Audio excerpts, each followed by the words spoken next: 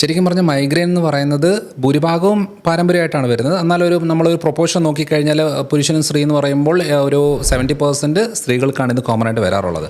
അതിനകത്ത് കൂടുതലും ഈ ഹോർമോണൽ വേരിയേഷനാണ് വളരെ കോമൺ ആയിട്ട് ഉള്ളത്. അപ്പം നമ്മളുടെ ഇപ്പം എൻ്റെ അടുത്തേക്ക് ഒരാൾ വരുമ്പം നമ്മൾ ആദ്യം ചോദിക്കുന്ന ഒരു കാര്യം എന്ന് വെച്ചാൽ ആദ്യം അവരോട് ചോദിക്കുന്നത് പീരിയഡ്സ് റെഗുലർ ആണോ, അല്ലെങ്കിൽ PCOD പ്രശ്നങ്ങൾ എന്തെങ്കിലും ഉണ്ടോ. അപ്പോൾ അങ്ങനെ ഉണ്ടെന്നുണ്ടെങ്കിൽ അത് ഹോർമോണൽ ടച്ചോട് കൂടി പോകുന്നതാണ്.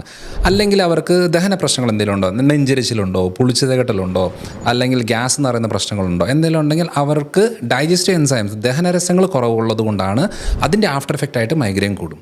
ഇത് രണ്ടുമില്ല, നോർമലാണ് എന്ന് പറഞ്ഞു കഴിഞ്ഞാൽ ന്യൂറോ റിലേറ്റഡ് ആണ്, നെർവ്സിലേക്കുള്ള ബ്ലഡ് സപ്ലൈ പ്രോപ്പർ അല്ല, അത്രേ ഉള്ളൂ. അപ്പോൾ അതിനെ ക്ലിയർ ആക്കാനുള്ള മെഡിസിൻസ് സപ്ലിമെൻറ്റ്സ് എടുക്കുമ്പോൾ അത് ഓക്കെ ആവും. കാരണം ഇത് മൈഗ്രെയിനൊക്കെ 100% നമുക്ക് ഫുള്ളായിട്ട് ക്യൂർ ചെയ്യാൻ പറ്റുന്ന ഒരു പ്രശ്നമാണ്.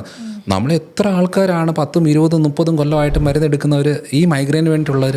അപ്പോൾ വെയിലത്ത് പോകാൻ വയ്യ, യാത്ര ചെയ്യാൻ വയ്യ, ഭക്ഷണം കഴിക്കാതിരുന്ന പ്രശ്നം, ടെൻഷൻ അടിച്ച പ്രശ്നം, ഒത്തിരി എല്ലാ കാര്യങ്ങൾക്കും അതൊരു പ്രശ്നമായിട്ട് വരുന്നതാണ്. ശരിക്കും പറഞ്ഞാൽ ഇതൊന്നുമില്ലാതെ നമുക്ക് ജീവിക്കാൻ സാധിക്കും.